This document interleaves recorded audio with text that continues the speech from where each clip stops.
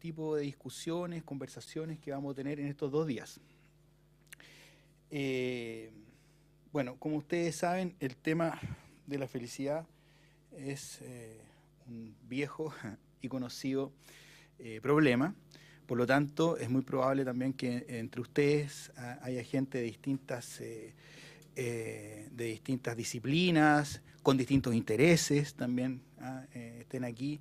Así que a todos y a todas, vuelvo a reiterar, están muy bienvenidos. Espero muy sinceramente que en estos 2 días de trabajo que vamos a tener podamos establecer un diálogo fructífero y que logremos seguir avanzando en este tema que es tan importante. Entonces, como les decía, brevemente voy a intentar entregar algunas coordenadas que me parece que nos permitan introducir este tema y de alguna manera también justificar la relevancia del mismo.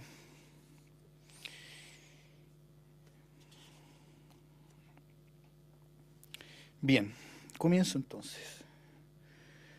Voy a comenzar con una breve cita de John Stuart Mill, de 1873, que se encuentra en su autobiografía. Cito a Mill, comillas: "De hecho, nunca dudé en la convicción de que la felicidad es la prueba de todas las reglas de conducta y el final de la vida. Pero ahora pensé que este fin solo se alcanzaría al no convertirlo en fin directo.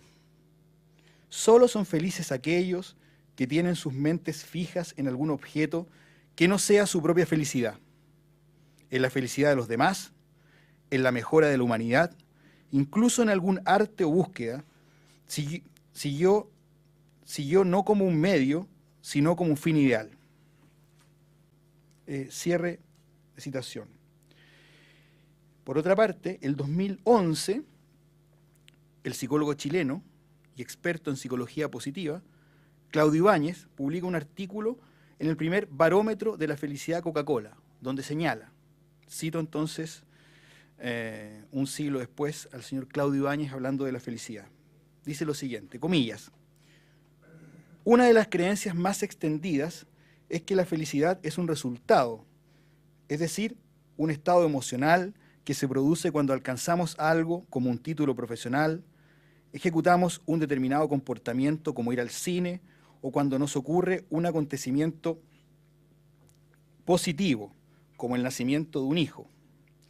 Si bien esto es cierto, lo que se desconocía es que existe una poderosa relación inversa, que la felicidad conduce a los buenos resultados. Este descubrimiento se puede expresar de la siguiente manera: ocúpate de ser feliz y todo lo demás vendrá por añadidura". Cierre comillas. Estas dos citas nos introducen de manera rápida e intuitiva en el tema del presente coloquio, es decir, analizar de una manera crítica los nuevos discursos y prácticas de la felicidad. Si para Stuart Mill la mejor manera de perseguir la felicidad era buscarla de manera indirecta, para el psicólogo chileno la felicidad ha dejado de ser una consecuencia para pasar a ser un fin en sí mismo, hecho que se traduce en una suerte de nuevo imperativo moral. Ocúpate de ser feliz y todo lo demás vendrá por añadidura, nos dice Ibáñez, ¿no es cierto? En efecto, desde finales de los 90, hemos sido testigos de un renovado interés por esta vieja pregunta y anhelo de la felicidad. Al respecto, quisiera señalar brevemente 3 aspectos que, a mi juicio, justifican considerar a estos discursos y prácticas como una novedad. En primer lugar, tal como se puede apreciar en las citas, la felicidad, como nunca antes en la historia, ha devenido un objeto a estudiar y gestionar de manera directa. Uno de los ejemplos más emblemáticos de esta transformación lo constituye el informe encargado en 2008 por el expresidente francés Nicolas Sarkozy a 3 famosos economistas, Joseph Stiglitz, Amartya Sen, ambos premios Nobel, y Jean-Paul Fitoussi. El objetivo de dicho informe era el de reconsiderar los modos tradicionales de medir el desarrollo Y la principal conclusión a la que llegan es que no se puede seguir suponiendo que los indicadores económicos tradicionales, tales como el PIB o el ingreso per cápita, nos informan de manera fidedigna del bienestar de las personas. Por lo tanto, señalan, comillas, ha llegado la hora de que nuestro sistema estadístico se centre más en la medición del bienestar de la población que en la medición de la producción económica. Cierre comillas.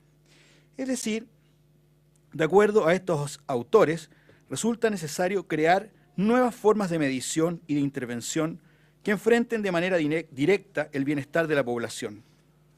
Esto se ha traducido en la enorme proliferación de los denominados Happiness Index, así como en la creación de distintos dispositivos que permiten medir y cartografiar de manera continua la felicidad individual y poblacional. En segundo lugar, estos nuevos discursos y prácticas de la felicidad se caracterizan por legitimarse retóricamente desde la ciencia. Perdón, esta lámina debería haber venido antes. Este es el informe del desarrollo humano en Chile, ¿no es cierto?, del 2012, y el subtítulo, no sé si se alcanza a leer, era Bienestar subjetivo, el desafío de repensar el desarrollo, ¿no?, en la misma línea del informe Stiglitz que les comenté hace un momento. Entonces, retomo. En segundo lugar, estos nuevos discursos y prácticas de la felicidad se caracterizan por legitimarse retóricamente desde la ciencia. Por ejemplo, el padre de la psicología positiva, Martin Seligman, reconoce que no son la primera práctica psi que se propone hacer que las personas sean más felices. En efecto, desde los años 60, las terapias humanistas de Carl Rogers o Abraham Maslow, entre otros, tenían este enfoque. Sin embargo, señala Seligman, la diferencia con esas orientaciones es que la psicología positiva se nutre también de las terapias cognitivas y a través de ella del discurso científico contemporáneo. Consecuentemente, lo que la psicología positiva nos ofrece por primera vez en la historia es una ciencia de la felicidad. En tercer y último lugar, la felicidad de manera paradójica ha devenido un asunto altamente individualizado, pero al mismo tiempo una cuestión de interés público. Es decir, si tradicionalmente, tal como lo señala Stuart Mill, la felicidad individual no se podía desligar de dimensiones sociales y colectivas, los nuevos discursos y prácticas de la felicidad tienden a reducirla a un asunto individual. Por ejemplo, la ciencia de la felicidad nos enseña que ella depende de tres factores: un 50% genético, 10% circunstancial, donde entran factores tales como el dinero, la salud, el contexto político en el cual uno vive. Eso queda reducido a un 10%, y un 40% se vincula a acciones individuales deliberadas. De este modo, en un curso a distancia que circuló el 2013 en el diario chileno La Tercera, encontramos la siguiente afirmación, comillas: ¿qué quieres hacer? ¿Ser feliz o seguir esperando que alguien o alguna circunstancia te haga feliz? Si esperas eso, la ciencia te asegura que serás infeliz. Es hora de cambiar y tomar tu felicidad en tus propias manos. Cierre de comillas. Pero, al mismo tiempo y con la misma intensidad que la felicidad deviene un asunto individual, ella se vuelve un asunto público. Tanto para los estados como para el sector productivo, la felicidad de la población y de los trabajadores resulta ser clave y por lo tanto se deben desarrollar técnicas y estrategias que apunten directamente a medirla y gestionarla. Para concluir,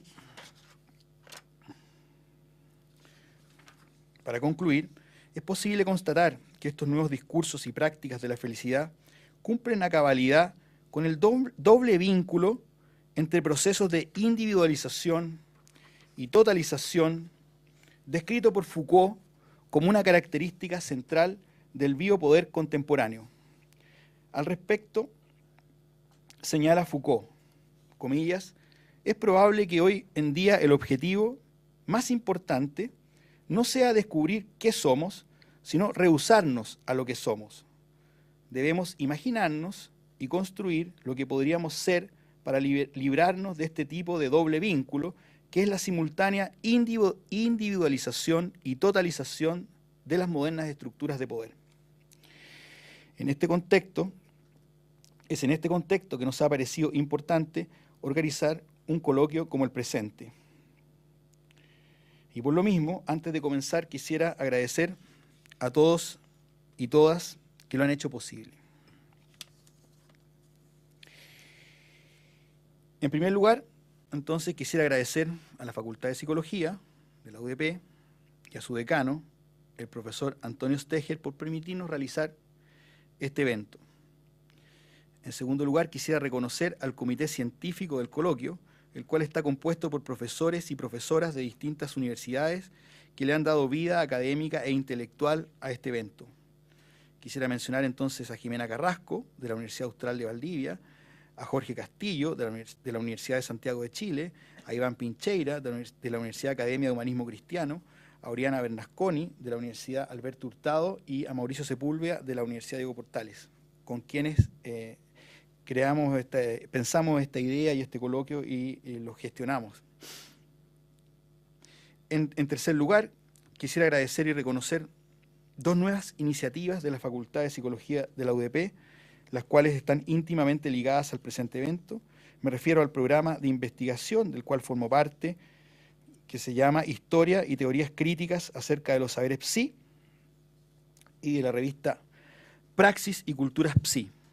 El primer programa, dirigido por la profesora Adriana Caulino, y la revista, dirigida por el profesor Mariano Rupertus, constituyen aportes decisivos a la investigación de las múltiples relaciones existentes entre los saberes Psi y los contextos socioculturales e históricos chilenos e internacionales. Del mismo modo, quisiera agradecer la valiosa contribución del doctorado en Psicología y del magíster en Psicología, mención Teoría y Clínica Psicoanalítica, ambos de la Facultad de Psicología de la UDP. También quisiera agradecer a la Red de Investigación Individuo y Materia, así como al Grupo de Investigación en Emociones y Sociedad. Por último, pero no menos importante, aprovecho de dar la más cordial bienvenida a nuestros invitados internacionales.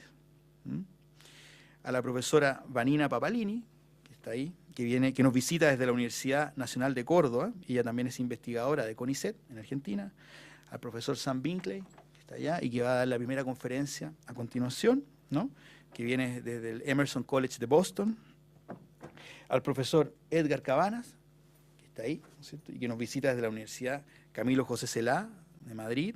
Él también es investigador adjunto del Centro para la Historia de las Emociones del Instituto Max Planck para el Desarrollo Humano de Berlín. Y por último, al profesor Daniel Nering, de la East China University of Science and Technology de Shanghai, que les comento, él va a estar mañana, pero de manera virtual. No, lamentablemente no pudo viajar, pero la conferencia de mañana va a estar él presente de manera virtual, así que podremos contar de todas maneras para poder conversar y discutir con él. Eso. Bueno, muchas gracias. Antes, un pequeño aviso. Hay un pequeño error en el programa. Si ustedes se dan cuenta, en el horario de esta conferencia, se la programó hasta las 11:45, en realidad era hasta las 10:45. Eso va a hacer que los tiempos, bueno, de alguna manera también nos va a ayudar porque podemos trabajar con más tiempo durante la mañana, pero quería comentarles ese pequeño error que hay en el programa. Bueno, entonces, muchas gracias. Tal como dije en un comienzo, espero que sean muy fructíferas estas dos sesiones que vamos a tener. Y sin más, voy a dejar entonces al profesor Iván Pincheira, de la Universidad Academia de Humanismo Cristiano, que él va a dirigir esta primera mesa. Bien. Hola, buenos días. Bienvenidas, bienvenidos a esta primera actividad, esta primera conferencia en el marco de este coloquio internacional. Y la organización viene desde el año pasado y también muy contentos los miembros del comité científico de que esto llegue a buen puerto y esperamos que sea productivo también estas dos jornadas, ¿no? Entonces, con todo el ánimo y la alegría y las emociones positivas comenzamos este coloquio. Bien, entonces la conferencia inaugural está a cargo del profesor Sam Binkley. Él es profesor, como bien indicaba Rodrigo de la Fabián, es profesor de Sociología del Emerson College de Boston. Su investigación examina la producción social de la subjetividad, la identidad y la persona, a través de la literatura de estilos de vida y de textos populares. Respecto a sus publicaciones, recientemente publicó, bueno, traduzco al español, Felicidad como emprendimiento, un ensayo de la vida, sobre vida neoliberal, en el neoliberalismo. Bien, en Albania, por la New York Sunny Press, publicado. Bien, entonces dejamos acá con ustedes a Sam Binkley, que va a ser una conferencia de unos 45 minutos, por lo que nos ha informado, así que estamos dentro de los tiempos. Ok, Sam. Okay, I'm going to go over there.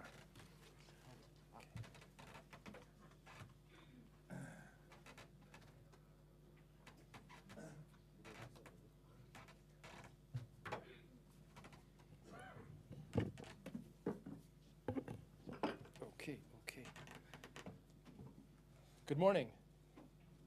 I would like to thank Professor de la Fabian for making it possible for me to come to Chile for the first time, as well as Professor Stecher. This is the furthest south I've been in my life. It's nice down here. I like it. I would like to begin with an apology to the audience for consistently failing every opportunity that life has offered me to learn Spanish.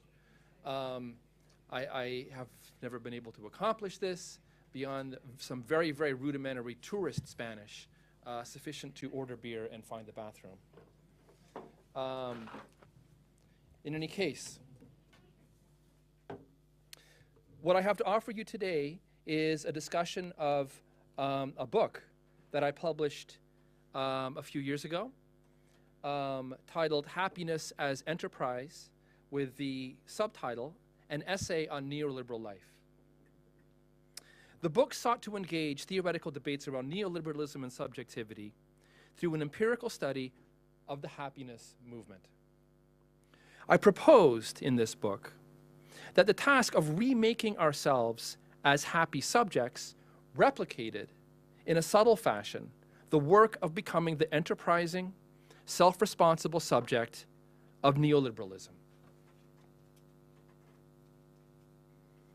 In particular, I sought to engage the notion of neoliberal governmentality, developed by Michel Foucault and taken up in the field of governmentality studies. This extremely useful notion, I argued, was limited by its rather narrow and schematic implementation within governmentality studies, which, I argued, erred on the side of a certain determinism. Rationalities of neoliberal government encoded in a set of pedagogical discourses, policy instruments, and organizational norms were frequently depicted as the top-down effects of power imposed upon a more or less passive subject. In writing this book, I imagined it might be possible to counter this tendency by emphasizing the agency implied in effects of subjection, the becoming of a subject, or the practical doing of neoliberal governmentality, In the case of happiness discourse, I wanted to consider how the project of becoming happy was formulated in such a way as to incorporate small acts of freedom through which the work of neoliberal governmentality was undertaken. So, I would like to begin today with the question, what precisely is the relationship between neoliberalism and happiness? Am I going too quickly for the translator? Does it all sound good? Okay.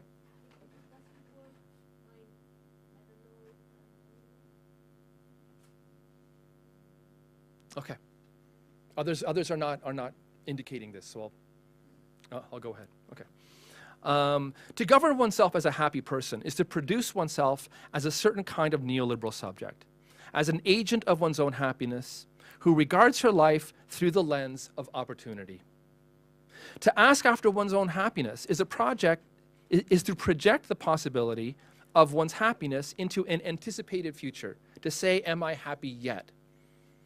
Where traditional psychotherapy sought the roots of unhappiness in a backward-looking search into the psychic origins of suffering in childhood and memory, the new happiness discourse looks to produce happiness in an anticipated emotional future, confronted and manipulated through the freedom of one's own capacity to work on oneself. For Martin Seligman, the founder of positive psychology, traditional psychotherapy's deep-seated concern with biography and repressed experience is countered by positive psychology's focus on prospection, or an anticipation of future events. Now, happiness as prospection is somewhat unique. It owes nothing to the traditional sources of happiness, long thought to lie with the moral demands imposed on one's conduct toward others. If one is a good person, one will be happy, is a traditional approach.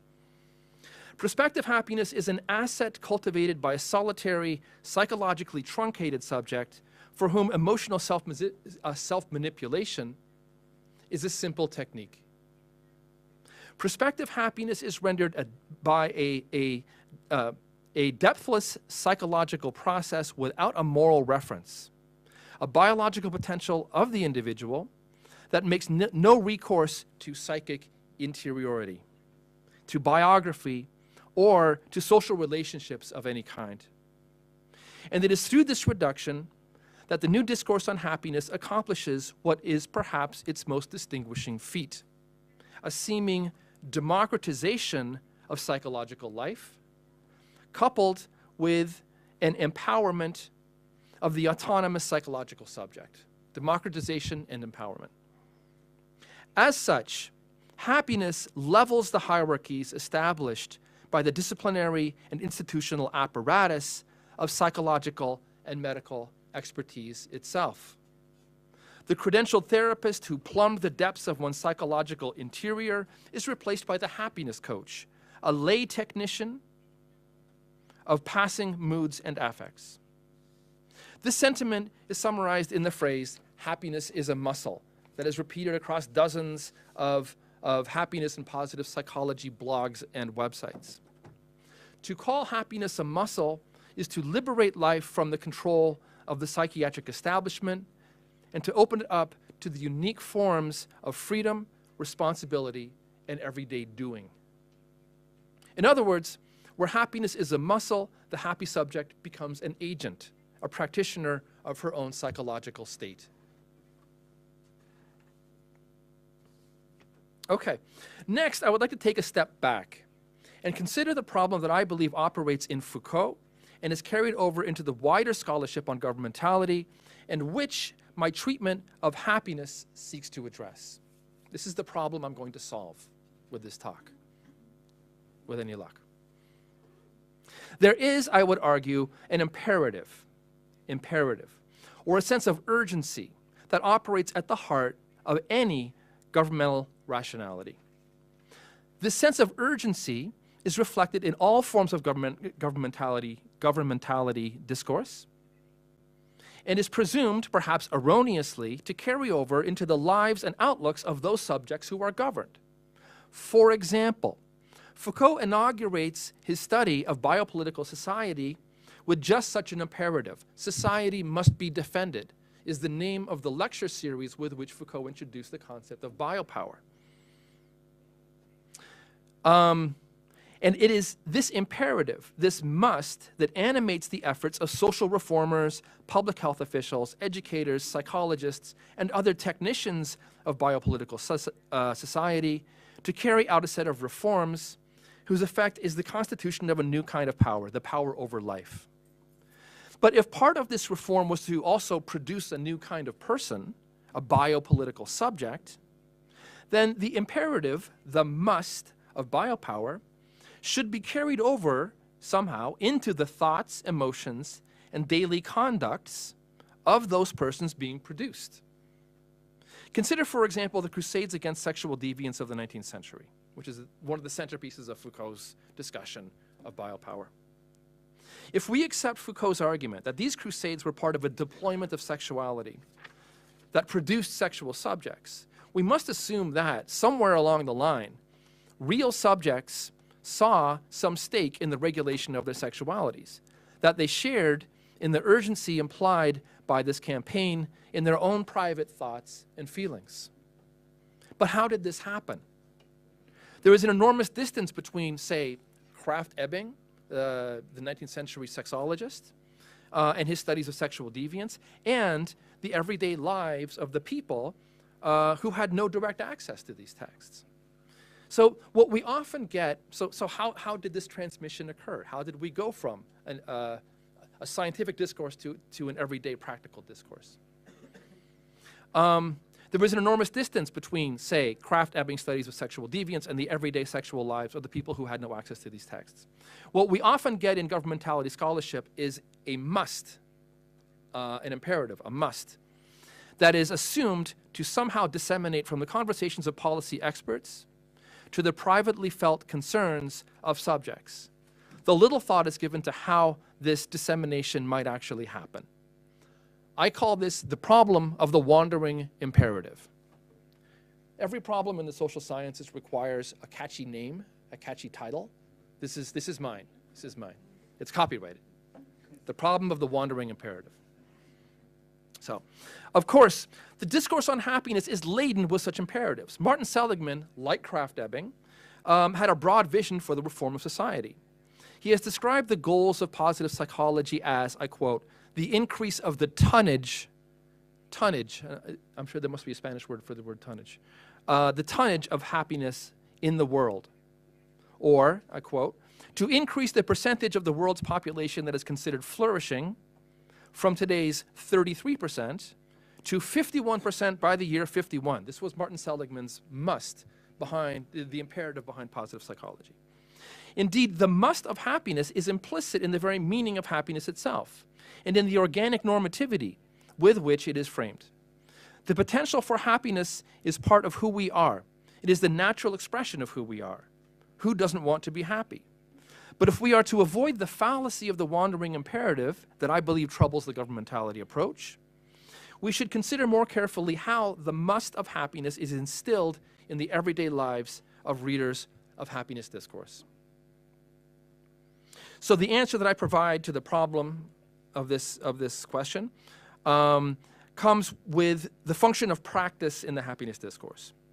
It is through micro-projects carried out in the freedom and autonomy of everyday actions that subjects of happiness truly internalize this imperative. And they truly become neoliberal subjects. Okay. So let's say something about neoliberalism. As is well known, the role of the neoliberal state is to produce a certain kind of personal autonomy. Neoliberal government seeks to reconstitute all realms of life within a market-based framework for interaction and provision. The withdrawal of state support is meant to foster a spirit of independence and enterprise amongst individuals and organizations, a responsibilization, to make responsible, that is arrived at through the cultivation of an enterprising and opportunistic outlook and a uniquely entrepreneurial disposition. Moreover, neoliberalism announces its acts of government as gestures of liberation, while the older regimes of social government, characterized by the welfare state, imposed heavy, constraining institutional burdens on the entrepreneurial impulses of individuals. Neoliberal government returns to us an autonomy and a freedom that social government and its excessive state regulation had taken away from us. This is neoliberalism's gesture of liberation. But as such, neoliberalism's act of emancipation is necessarily incomplete. Neoliberal reforms can roll back state regulations, but the inner work of transforming the legacy of welfarism that we carry within ourselves, in our own habits, and in our daily outlooks is left up to us. We must make ourselves into our own personal entrepreneurs in a space of private freedom. This is the inner private work of neoliberal governmentality. So what does this entrepreneurial subjectivity look like? To become entrepreneurial is to adopt a certain temporal mode of perception, a temporal mode of perception. It is to learn to see objects not in terms of their pasts or in terms of our shared obligation to their stewardship, but in terms of their futures, the potential for future rewards. To become neoliberal is to approach these objects through a unique act of freedom. It is to take responsibility for and claim the benefits of the futures that flow from the unskilled exploitation of one's environment. But it is also to regard the self in the same spirit, to take full stock of the range of capacities, skills, aptitudes, and dispositions, all those forms of human capital which can be developed for future use.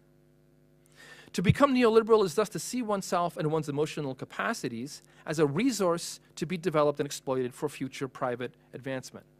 One's happiness is precisely such a resource.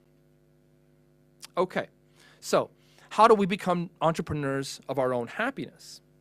Let's consider this question with regard to one of the best-known books, which I'm very glad that Rodrigo already introduced you to in his presentation. Sonja Lyubomirsky's The How of Happiness. In this book, Lyubomirsky breaks down our happiness into free and unfree portions, which she plots on a pie chart. And we just saw a slide of this pie chart with the 50% that is not within our control, biologically determined, 10%, which is circumstantial, and the 40%, which is open to our own manipulation and transformation. So the detailed, okay, most importantly, the gradual spiral toward negativity that is characteristic of emotional life has to be, according to Lyubomirsky, intentionally and forcibly disrupted if we are to optimize that 40% of our happiness that we control. Techniques to be used include a set of happiness boosters, right? For use in a variety of treatments such as the keeping of a gratitude journal or the performance of regular altruistic acts such as visiting a nursing home or helping one's child with their homework. Moreover, in addition to the production of positive feelings, Lyubomirsky urges us to eliminate those negative emotions which operate at the opposite end of the emotional spectrum, negative emotions, which constantly threaten to assert themselves, making us inactive and self-absorbed, and thus suppressing the work of happiness. And I'll say more about this negative work later in my talk. In Lyubomirsky's book, happiness is not an end in itself, but a form of human capital that can be developed and exchanged for future benefits. In a chapter that poses the seemingly absurd title, Why Be Happy?, Lyubomirsky describes the fringe benefits that come with happiness, such as an increase in social skills, energy, productivity at work, likability by peers, resilience, and the capacity to earn money. Happiness is not an end in itself. It is a means to better futures. And in this way, the work of emotional optimization is tied together with a certain freedom or practice. The happy person is not the passive, docile subject of psychotherapy, probing her past for forgotten traumas in childhood. She is the active, forward-looking entrepreneur of her own emotional life, who views her own happiness as a resource to be developed, exploited, and exchanged through a mode of practice that exceeds the closed regimes of psychological treatment. Now, let's look a little more closely at this space of practice and try to grasp precisely how the work of making oneself happy represents a kind of practice that is both internal and external to the rationality of neoliberalism itself, both internal and external. Okay? To do this, let's consider more carefully how Foucault described the function of governmentality. Governmentalities assume a relay that circulates from the macro to the micro, or from the government of populations to the government of subjects. In Foucault's brilliantly simple yet vastly provocative phrase, government operates through the conduct of conduct. I don't know how the translators are going to get this. Conduct of conduct, okay? Okay, okay. I can't hear them, so they can't tell me. They have no idea what I'm saying. Through the conduct of conduct. It works like this. The word conduct assumes two meanings. To conduct, in the first sense, is to direct the actions of others in the manner of a symphony conductor or a train conductor. While conduct, in the second sense, is the manner in which one acts or assumes a form of conduct through freely chosen behaviors. A traffic cop conducts traffic. A professor conducts themselves appropriately as a professor. So governmentality is the conduct of conduct. In other words, government happens as individuals replicate within themselves the wider strategies for the government of larger populations. This replication is captured in the phrase, to become the CEO of your own happiness, where you are replicating the organizational hierarchies of a large organization within the private organization of your own emotional life. Okay? As such, the space between the institutional and the personal, or the population and the subject, operates through a replication in miniature or a specific hinge, like a door hinge, you know? A point of transfer through which macro becomes micro. And the plans for the government of others become the temporality of one's own daily round, one's own daily going through life. In my reading, it is therefore possible to interpret governmentality in terms of two modes of temporality, two kinds of time. The temporality of the plan and the temporality of practice. Let me illustrate with this example. Am I doing okay for time? Yeah? Okay. Let me illustrate this with an example. Margaret Thatcher's famous neoliberal pronouncement, there is no such thing as society, only individuals and families. These words carry a certain imperative, a certain must, and propose a plan for economic and political reform. It is as if the British Prime Minister were saying, let us, as a nation, dismantle those misguided collectivist forms, trade unions, public housing, social security, and so on, through which the population is governed, and incite individuals to take more responsibility for themselves, and thus to unleash their entrepreneurial potentials. This is Margaret Thatcher's explicit discourse.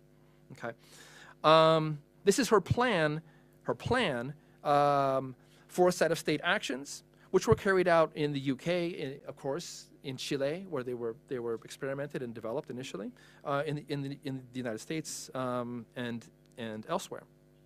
So she was conducting, in the first sense of that word, the economy. But it is a plan that is taken up and transposed from the macro to the micro. Individuals in their personal lives would similarly consider ways in which false notions of collective responsibility could be dismantled or uprooted in their marriages, in their friendships, in their dietary habits, and in their emotional lives, so that innovative forces could be unleashed and they could assume new conducts. So this is a temporality, but it is not the temporality of the plan of state actions. It is the temporality of personal practice. So the temporality of the plan is to be contrasted with the temporality of practice. The practice replicates the basic logic of the plan, but crucially, the two temporalities are not synonymous. One cannot be collapsed into the other. The time of practice must remain my time, for it is in that time that the subject is responsible for himself. The time of practice must be autonomous or free from the time of the plan. It must operate as the plan's externality, going back to what I said about practice being exterior to the rationality of government. The time of practice must be autonomous and free. It must occupy a position of externality. This is what neoliberalism promises, freedom. And it is a freedom that is enacted in the everyday practice of neoliberal governmentality itself. So the plan and the practice are co-articulated yet distinct. Their function is like that of a hinge, right? Two distinct planes which transfer force from one to the other without ever specifically aligning. In other words, this is a hinge that operates across an interval or a gap that separates macro from micro, plan from practice. And this gap is central to the operation of neoliberal governmentality itself. Now, it is possible to misread this gap as a simple limit of the reach of power. In disciplinary societies or in traditional modes of domination, this gap is the place where we go to escape power. It is the place where we can practice in a way that is not coordinated by the plan. In this gap, we can enjoy a little slack. We can escape the effects of power for a moment. We can grab a smoke. We can waste a little time before the boss finally catches us and makes us go back to work. Okay? Traditional modes of domination sought to make this sought as much as possible to close this gap, right? To monitor the worker ever more precisely, even at the expense of making her more dependent on others for her own management. Taylorist and Fordist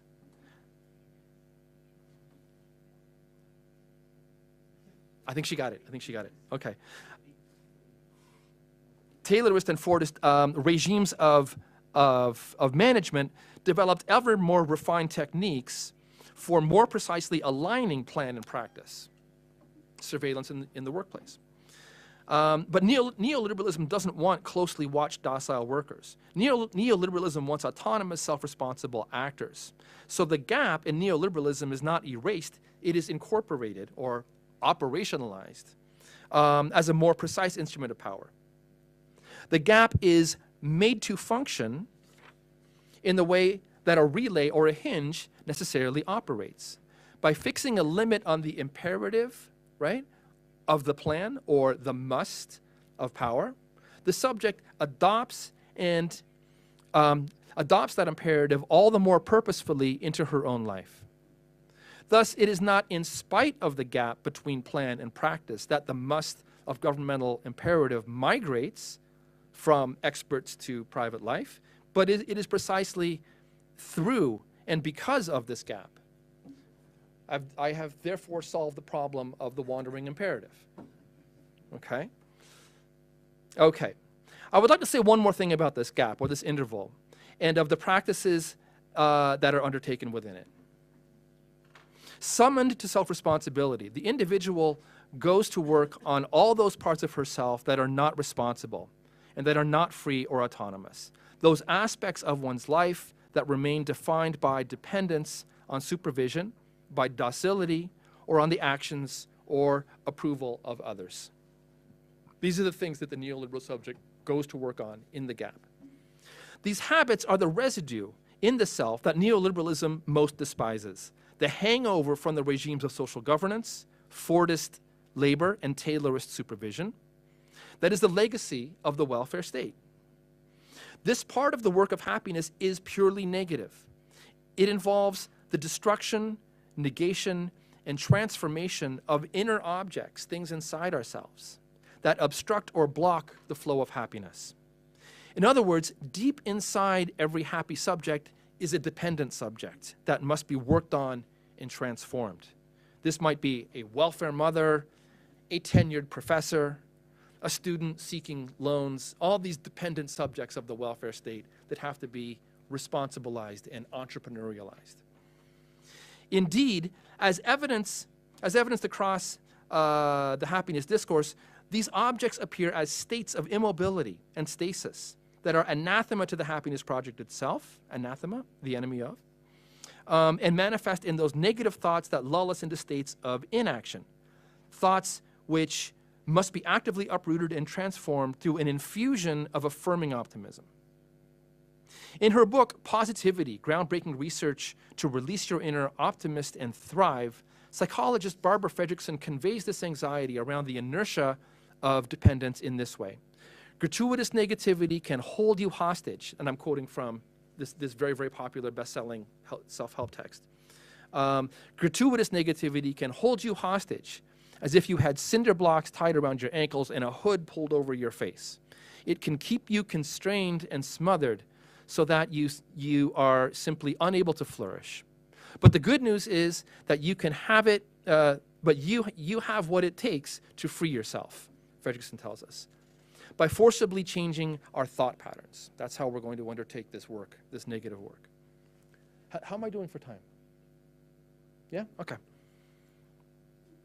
Indeed, the objects, cinder blocks and black hoods, appear to us in the form of habitual thoughts, unexamined preferences for received ways of doing things. Habits threaten our mindfulness, our sense of inventiveness, and our entrepreneurial enthusiasm. Mihai Csikszentmihalyi, the originator of the theory of flow, describes this entropic mode of habit, the very opposite of happy flow, in starkly moral terms. And I'm going to quote from Csikszentmihalyi's well-known book on flow. Entropy, or evil, he equates entropy with evil, is the default state, the condition to which systems mindlessly return unless vigorous work is done to prevent it, end of quote. Happiness, therefore, is the past inscribed in the present, which holds the present back and suppresses the future. Those enemies of the neoliberal state that are commanded by habit, salaried workers, unionized employees, but also therapists bent on resurrecting childhood trauma, lack the forward-looking optimism of the entrepreneur. Lubomirsky writes, "There is no happiness without action. In feeling of passivity and futility, if feelings of passivity and futility overcome, you must know that a genuine and abiding happiness is indeed within your reach, lying within that 40% of the pie chart. That is your guide to true happiness." Indeed, the true danger of happiness, the true dangers of happiness are expressed in the law of hedonic adaptation, a pattern of diminishing emotional return, which dictates that even the best of circumstances, happiness ultimately fades in its power to make us happy. To fend off hedonic adaptation, one's relationship to one's environment must be constantly stirred, refreshed, and broken up through the continual injection of new possibilities and new aspirations. Lubomirsky calls these habits rumination and advises us to avoid overthinking, as she calls it, where our thoughts enter into spirals of recurrent pessimism, obsessively and habitually returning to the same thoughts without progress. Uprooting this tendency demands the imposition of a specific emotional regimen or technique, illustrated by, as she describes it, the stop technique. And I'm quoting from Lubomirsky. To undertake the stop technique, you think or even shout to yourself, stop or no, when you find yourself resuming overthinking. Use your intellectual powers to think about something else, like your shopping list or what you'll say to the plumber when he calls, or maybe how do you plan your next vacation. The stop technique. Thus, my point is that the interval between plan and practice is a busy place of persistent self-work, of the uprooting and transformation of the vestiges of welfarism in one's own mental and emotional habits. Within the happiness discourse, this work becomes my work, the work I do freely, and which makes me free. But my point is that, in fact, this isn't really our freedom. This is neoliberalism's freedom. In this work, we are free to claim our independence from the plans of others, to shape new futures and to resourcefully exploit ourselves for private benefit. We are not free to do many other things. We are not free to express our dependence on others, to share our vulnerabilities, to savor the lessons of melancholy, or to turn to others in the hope of confronting the future collectively. To do this would be to surrender to pessimism, to become docile, to betray our happiness. Happiness's biggest must is that we must not do this. In neoliberal happiness, just as we think we are most free, we are in fact most dominated by a freedom that doesn't truly acknowledge our social character. Such is the irony of neoliberal power. So one final thought. When publishing a book, one doesn't know who your readers will be, or if you'll even have readers in most academic fields. My situation has proven quite fortunate. An author could not hope for a more serious and thoughtful reader than I found in Professors de la Fabienne and Stecher, who discussed my book in their recent article, Positive Psychology's Promise, a new form of human capital in contemporary neoliberal governmentality, in the past issue of the journal Theory and Psychology, which led to an energetic critical exchange published in that journal, and ultimately led to my being here in the southernmost point of the planet that I've ever visited. A very happy outcome. So I'll ask Professor de la Fabienne and Professor Stecher if they would like to elaborate further on some of the questions that emerged in that debate. And thank you very much for your time.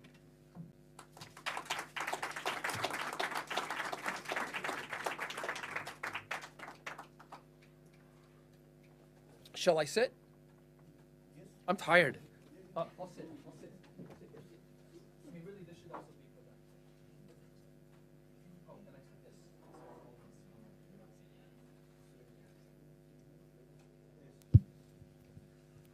this. Bien, entonces Rodrigo de la Fabián va a hacer una intervención comentando la presentación que acabamos de escuchar para luego pasar a intercambio de palabras y conversación con Sam y también con Rodrigo. Okay. Está fuerte. Bueno,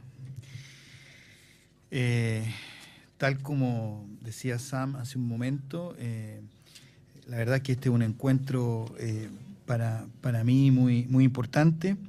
Brevemente, en efecto, junto con el profesor Stecher, que está allá, Antonio Stecher. That's Antonio Stecher. Oh, el año 2014, cuando salió publicado el libro del profesor Binkley, nosotros efectivamente estábamos escribiendo un artículo sobre gubernamentalidad neoliberal y psicología positiva. Conocíamos sus artículos, sabíamos que el libro estaba por salir y en algún sentido lamentable y afortunadamente salió, y porque cuando lo leímos nos dimos cuenta que teníamos que repensar nuestro artículo. Fue un problema en un momento, porque efectivamente nos pareció un libro extraordinario. Y finalmente el artículo se transformó en una lectura crítica del libro de Sam Binkley. Eso nos obligó el libro, porque si no íbamos a repetir lo que él ya había dicho. Entonces teníamos que descubrir una forma de salir de ahí.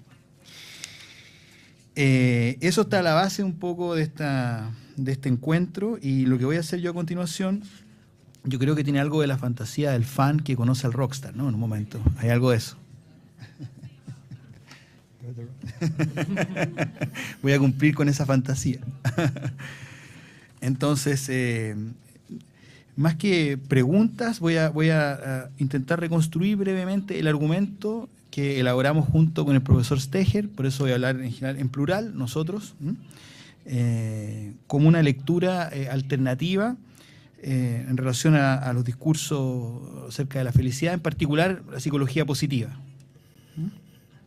Voy a comenzar muy brevemente reconstruyendo el argumento del profesor Binkley. Bueno, entonces, lo primero es que el profesor Binkley plantea su argumento como una crítica acerca de ciertos estudios de la gubernamentalidad que tienden a concebirla de una manera vertical o descendente, es decir, como un poder que opera desde las instituciones determinando a los sujetos.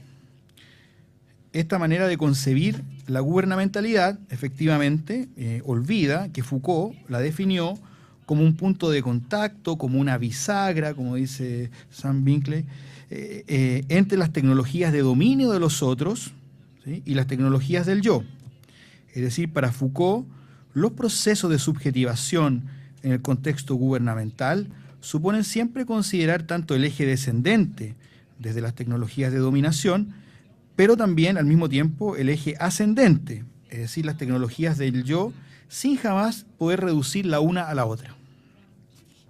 En este contexto, la pregunta de investigación con la cual el profesor Binkley interroga los nuevos discursos y tecnologías de la felicidad tiene que ver con intentar comprender cómo sus imperativos se diseminan a través de prácticas concretas y cotidianas que los sujetos experimentan realizar de manera libre. Consecuentemente, el profesor Binkley distingue entre la temporalidad del plan, entendido como los programas e imperativos propios de la psicología positiva, de la temporalidad de las prácticas, entendidas ellas como las prácticas cotidianas que los sujetos emprenden con el fin de cumplir con el plan. Entre el deber ser del plan y el querer ser de las prácticas, señala Binkley, hay una brecha irreductible. Esta brecha es caracterizada por el profesor Binkley del siguiente modo. Por una parte, opera como una negatividad, como una sustancia que resiste y sobre la cual el sujeto debe trabajar. Más aún, él nos señala que en el caso particular de la psicología positiva y de la gubernamentalidad neoliberal, dicha brecha se identifica con rasgos del estado de bienestar, que quedan como residuos del pasado y que deben ser retrabajados por el sujeto. Para el profesor Binkley, el trabajo sobre sí mismo, habilitado por la psicología positiva, implica la transformación de una sustancia resistente. Esta resistencia, para él, garantiza la irreductibilidad de las prácticas al plan, al mismo tiempo que abre un horizonte de posibilidades futuras, en el sentido de devenir cada vez más empresarial y agente de la propia vida. Es decir, desde la perspectiva del profesor Binkley, este gap, esta brecha, ¿no?, entre las prácticas y el plan es experimentada en las prácticas cotidianas de los individuos como algo que resiste, como aquello que debe ser trabajado, que debe ser transformado, y en ese esfuerzo de retrabajar esa sustancia, ¿no?, que el profesor la identifica con estos residuos de ciertos valores propios del estado de bienestar, ¿no?, paciencia, el gusto por lo colectivo, etcétera. Todos esos rasgos de personalidad deben ser retrabajados. Y insisto, en ese trabajo es como los sujetos se van de alguna forma alineando, apropiando de los imperativos del plan, ¿sí? Por eso, para el profesor Binkley es muy importante, él insiste mucho en esta resistencia, ¿no?, esta dureza, podríamos decir, esta sustancia, porque con eso se garantiza entonces este no colapso, podríamos decir, ¿eh? Se limita este no colapso entre los imperativos del plan y las prácticas cotidianas de los individuos. Bueno, espero no haber traicionado demasiado el argumento del profesor. Entonces, frente a este argumento, lo que nosotros con el profesor Steger hemos pensado es un poco distinto. Entonces, yo quisiera comenzar citando a Martin Seligman.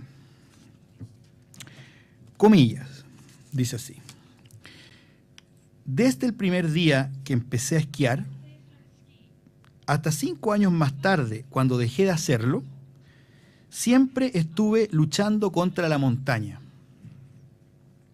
Todas las formas de psicoterapia que conozco, cada ejercicio es una intervención del tipo luchar contra la montaña. En otras palabras, estas terapias no son autorreforzantes y por lo tanto sus beneficios se borran con el tiempo. En general, todas las técnicas de las terapias habladas comparten la propiedad de ser difíciles de hacer, no ser divertidas para nada y difíciles de incorporar en tu vida. Por contraste, intenta este ejercicio de la psicología positiva. Es divertido de hacer y se automantiene una vez que lo agarras. Cierre comillas. Yendo directamente al punto, nuestra crítica al profesor Binkley es que su lectura del trabajo de sí promovido por la psicología positiva supone que éste operaría aún según el ethos calvinista descrito por Weber. Es decir, aquella clásica noción que separaba tajantemente el momento productivo, el momento de trabajo, entendido como esfuerzo y sacrificio presente, de la promesa futura de goce y consumo. Esa separación, ¿no es cierto?, que era una especie de tabú, podríamos decir, que no se podía unir goce-consumo con trabajo y producción, y que fue una piedra angular del primer capitalismo. En nuestra opinión, la psicología positiva no operaría en ese marco, ¿no?, y que por lo tanto eso nos obligaría a reconsiderar la noción misma de trabajo que ella propone. En efecto, tal como se puede apreciar en la cita que recién leí de Martin Seligman, la psicología positiva intenta modificar esta relación al trabajo, puesto que ya no se trata de un trabajo entendido como el esfuerzo que debe posponer el goce, sino de un trabajo que debe ser en sí mismo gozoso y autorreforzante. Más que Benjamin Franklin, el modelo del buen trabajador para Seligman parece ser la figura del adicto, del que realiza una tarea simplemente porque no puede detenerse. Dicho de otra manera, solo un trabajador feliz que disfruta la tarea y que no la experimenta como un esfuerzo es capaz de incrementar su felicidad. Por lo tanto, la psicología positiva, y esto diría yo que uno de los puntos probablemente más, no sé si distancia o complejidad entre la propuesta del profesor Binkley y nosotros, la psicología positiva, nosotros pensamos, presupone un monto inicial de felicidad o emociones positivas sobre las cuales el sujeto trabaja potenciándola. Es decir, a diferencia del profesor Binkley, que supone que el trabajo de sí es directamente sobre esos rasgos de personalidad que son reliquias del pasado y que operan como una negatividad, nuestra propuesta es más bien que el trabajo de sí, habilitado por la psicología positiva, tiene que ver más bien con el potenciamiento de un cierto monto de felicidad inicial. Cito nuevamente a don Martin Seligman, comillas. Las habilidades para disfrutar las emociones positivas son totalmente distintas de las habilidades para no estar deprimido, ansioso o enojado. Estas disforias se interponen con el bienestar, pero no hacen el bienestar imposible. Es decir, estar deprimido, ansioso, enojado, afectan el bienestar, pero no son sus opuestos directos, no impiden el bienestar. Lo afectan, pero no lo impiden.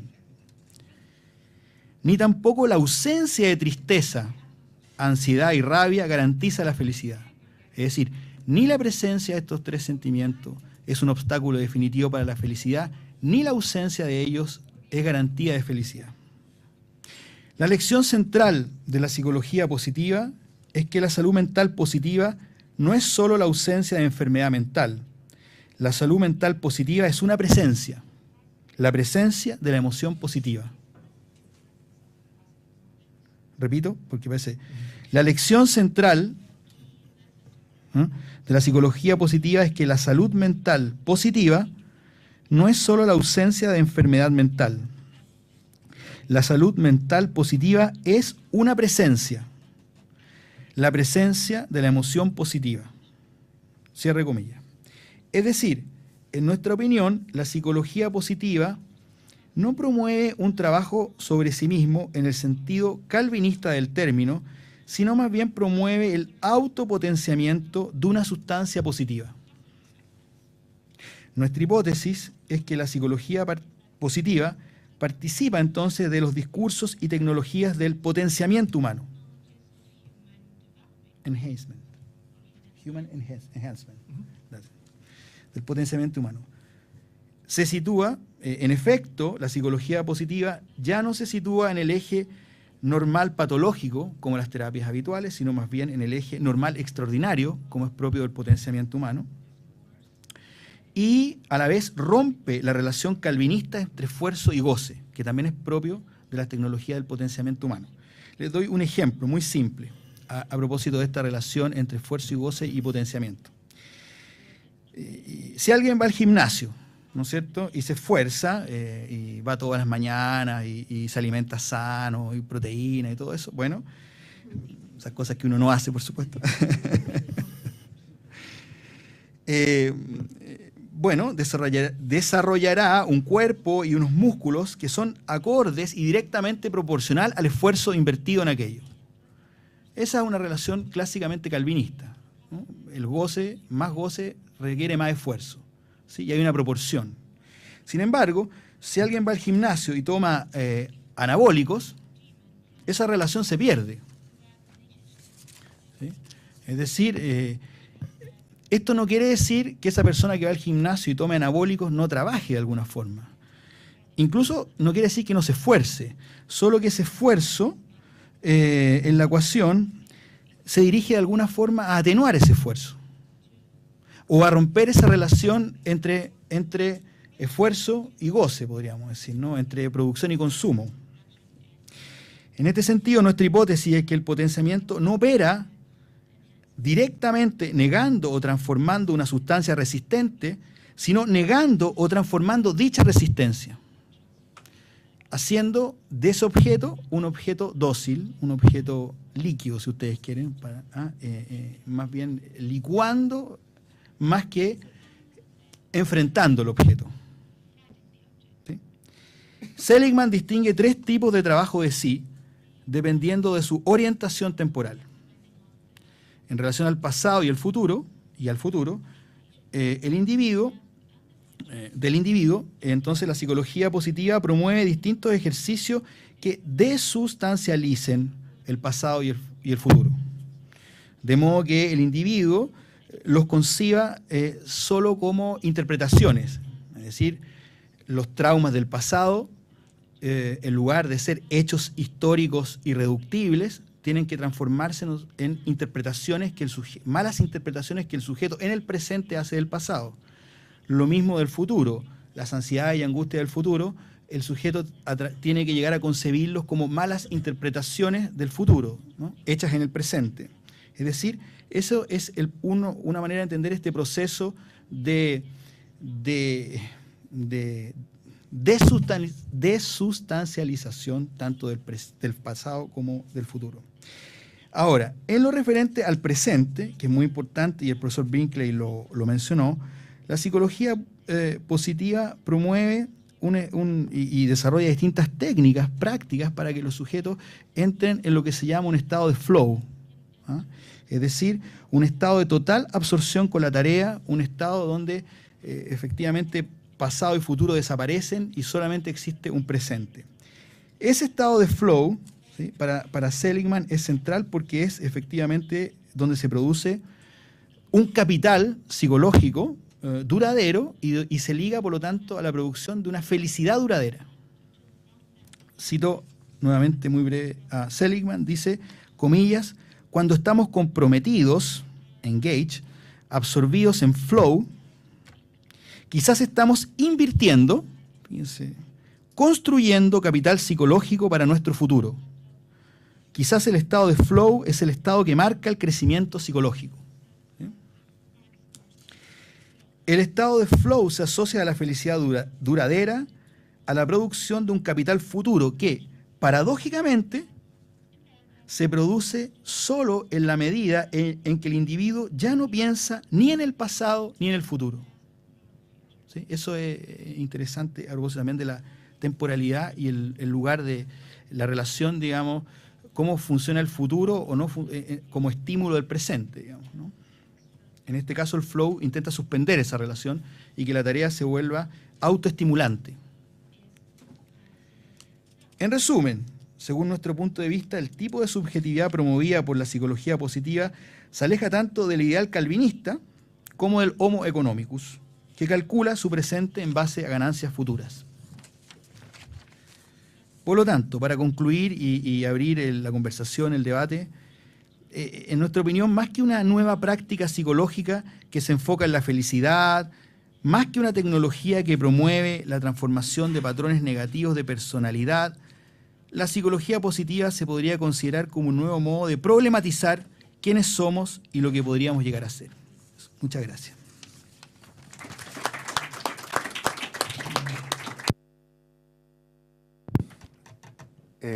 Bien, entonces damos paso a comentarios y preguntas. Hacemos una ronda de un par de preguntas y luego la respuesta.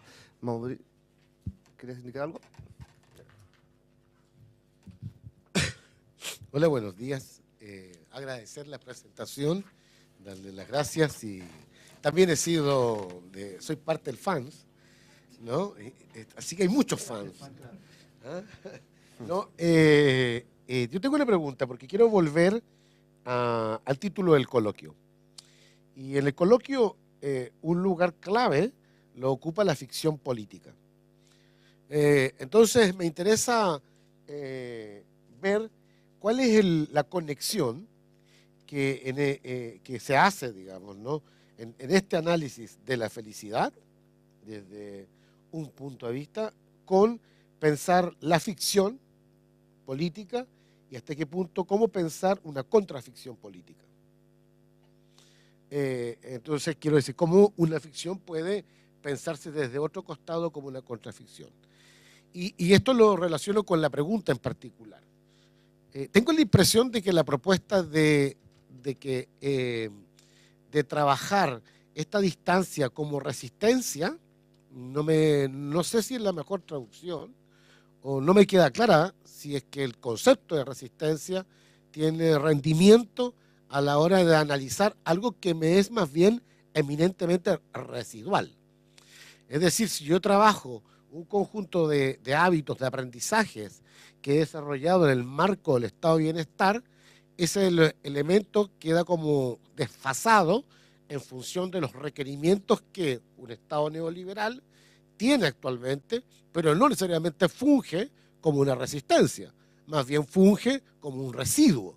Por lo tanto, no sé si la noción de resistencia, en el marco, por ejemplo, de la acepción Foucaultiana, de las distintas acepciones Foucaultianas, puede ser pensada desde ahí.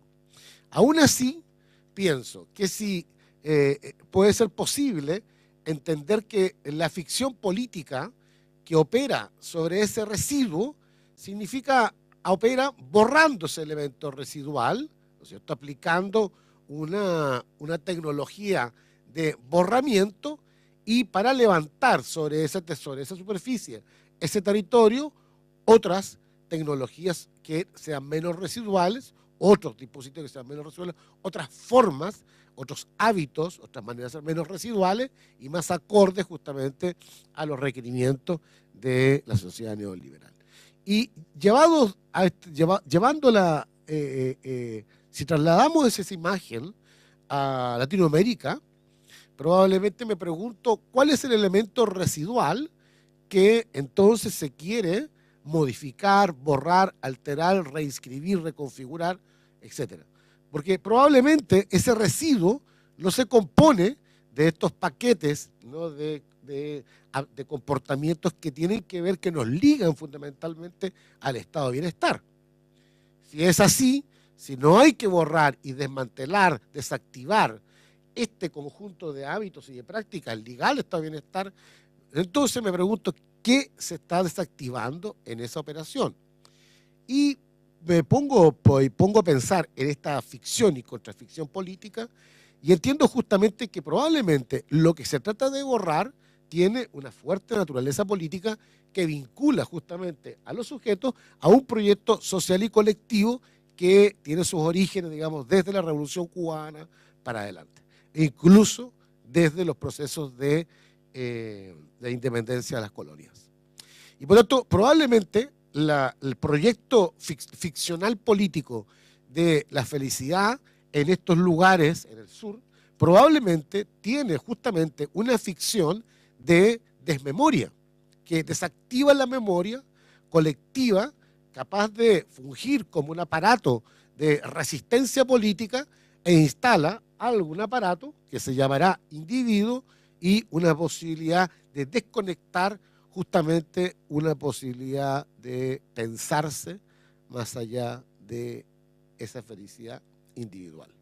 Y por tanto retomamos a los orígenes de la felicidad como proyecto, digamos, colectivo. Bien.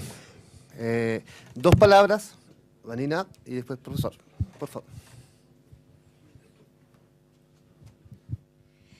Como yo voy a tener un rato para explayarme, no lo voy a hacer en la pregunta, voy a ir muy puntualmente a algunas cuestiones que me surgieron. Tengo alguna dificultad con esta distinción entre plan y prácticas, porque pensándolo desde la perspectiva Foucaultiana y en términos de producción de sujetos, no podría hacerse esta distinción más que como un forzamiento analítico que está más cerca de la psicología positiva que del pensamiento Foucaultiano. Es decir, cada vez que pensamos la producción de sujetos, los procesos de subjetivación, la subjetividad misma, como plegamientos de la afuera, esta distinción se borra todo el tiempo. No hay una materialidad y una interioridad, no hay una proyección que esté completamente desgajada de las prácticas que construimos diariamente. Es decir, tengo algún problema con esto y me gustaría alguna precisión al respecto.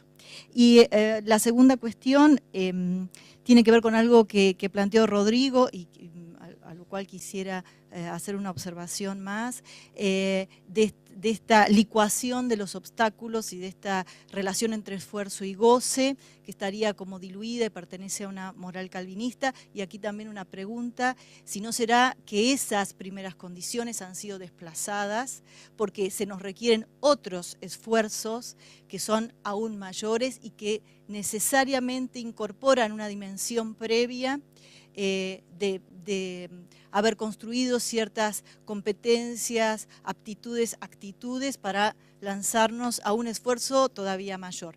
Digo porque si no, no se comprendería una noción que vos conoces bien, que es la de resiliencia, ¿no? Entonces, si hay una resiliencia que se nos demanda, es porque el esfuerzo existe y no está diluido. Entonces, ¿cómo podría ser pensado esto? Bueno, me dejo después para más rato conversar un poco con el compañero en relación a la cuestión política involucrada en todas estas cosas.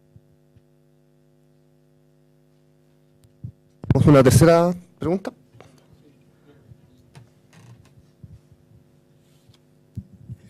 Bueno, muy interesante la exposición. Hace unas semanas atrás, acá en Santiago, hubo un congreso sobre teoría críticas del management. Estuvo muy interesante porque todos académicos de Latinoamérica hablamos sobre qué está pasando en Latinoamérica en términos de gestión del management.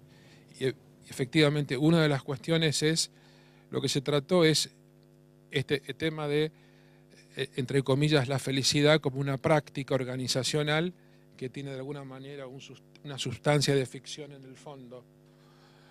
En tal sentido, a mí me preocupa una correlación que hacías vos sobre algunos sistemas políticos, en este caso el neoliberalismo, conectándolo de alguna manera con unos atisbos de psicología de la felicidad, y cuando vemos el mapa de Latinoamérica, que es una pincelada de neoliberalismo, populismo, etcétera, etcétera, vemos que también ahí hay un fenómeno como para analizar, en el sentido que dentro de la génesis del populismo también aplicaría la teoría de la psicología de la felicidad.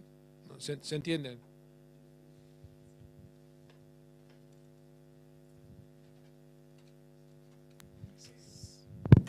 Hacemos una cuarta pregunta y luego damos paso a Alejandra Energisi. Hola.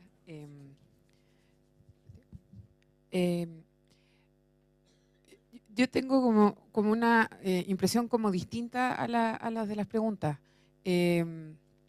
Como respecto a la relación entre ideal, o sea, plan y práctica, a mí no me hace particularmente ruido. De hecho, como que Foucaultianamente me hace sentido, en el sentido de que me resuena esta idea de como que hay un código moral, pero que la relación con ese código moral es siempre compleja, como que nunca está resuelta. Entonces, más que una resistencia, que quizás en la palabra resistencia tenemos un problema porque, claro, las resistencias son algo bien particular, yo diría que más bien una relación que es siempre problemática, que es antagónica, donde lo subjetivante está en el hecho de que nunca nos podemos deshacer de ese ideal, o sea, nunca podemos omitirlo, ¿sí? Podemos no cumplirlo, pero que no podemos desentendernos de él, estamos obligados a responder. Entonces, en ese sentido no me hace tanto ruido. Donde me hace más ruido es probablemente en la lectura latinoamericana que hacemos de los procesos de subjetivación, porque mi sospecha, que es una sospecha histórica, tiene que ver con que no necesitamos mucho de procesos de subjetivación en Latinoamérica en nuestras gubernamentalidades.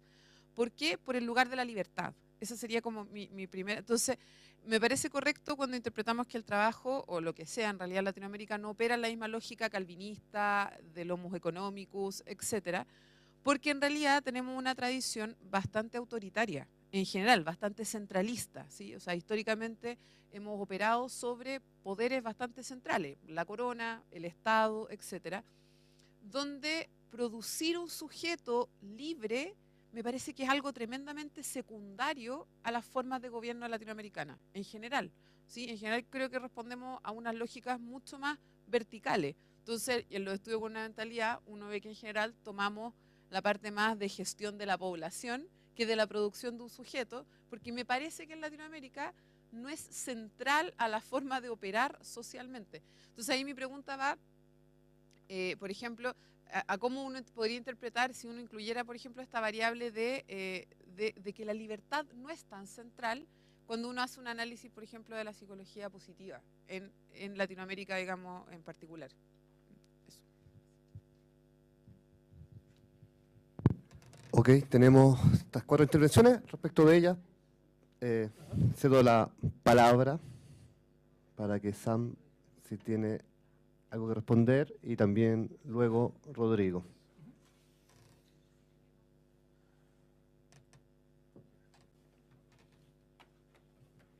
Thank you very much. It's kind of like watching a movie with subtitles. You kind of get it, more or less. Thank you very much.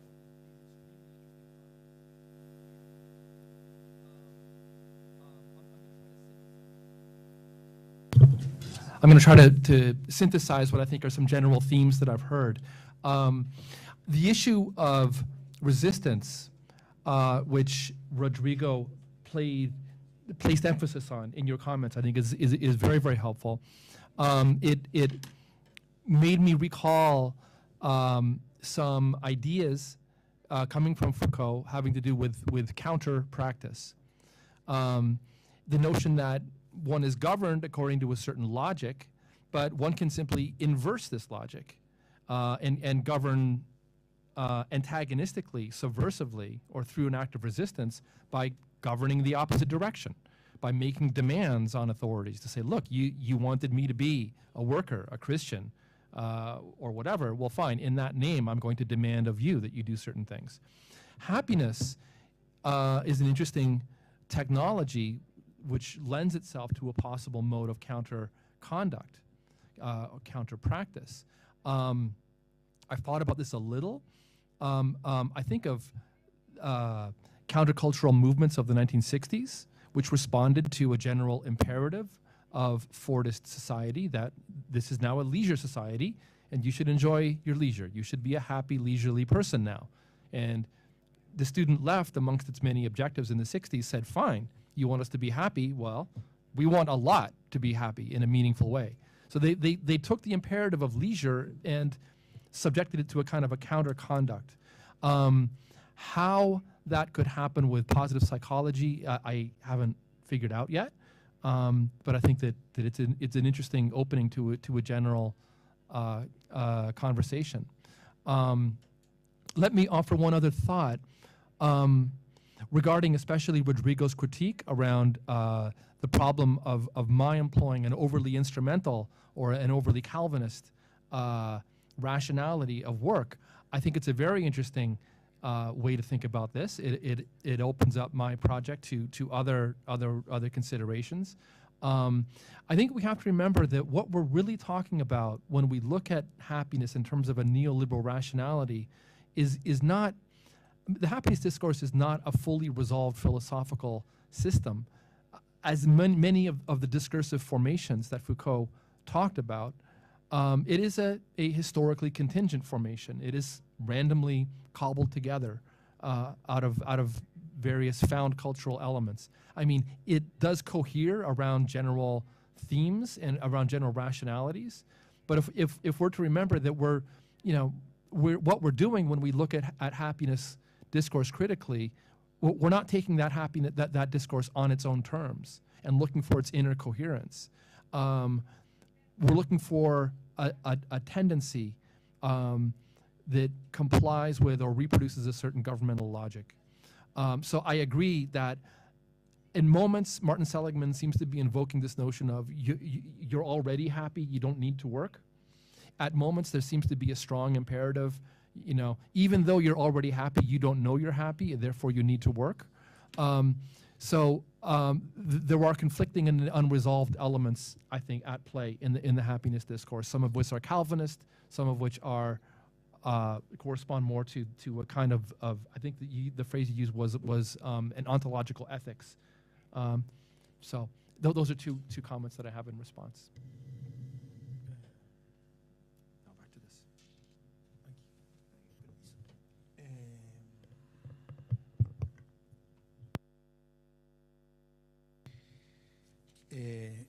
Sí, se escucha. Bueno, son varios puntos. Sí, comparto, voy a partir por el final y estoy de acuerdo con Sam que efectivamente la psicología positiva es un ensamblaje de elementos heterogéneos, diría yo. Yo estoy de acuerdo con eso.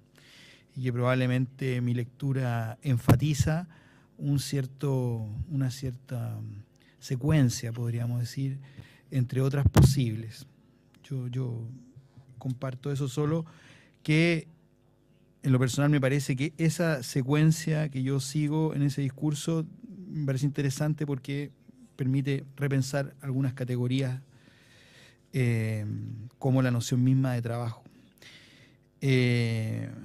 Sí, lo que decía Mauricio respecto a la resistencia no es bien extraño lo que voy a decir, pero no me había dado cuenta del significante resistencia, digamos. Yo lo estaba tomando de una manera muy literal como un objeto que tiene una dureza, digamos, ¿no? Pero efectivamente resistencia tiene una dimensión política que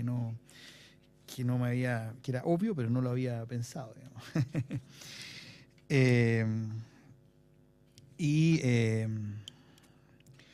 Sí, yo eso lo conecto un poco con lo que decía Alejandra a propósito de Latinoamérica. Yo creo que ahí yo pienso que nos falta bastante investigación, por lo menos para poder ser más precisos, para poder efectivamente dar cuenta de cómo esta ficción circula ante nosotros, ¿no?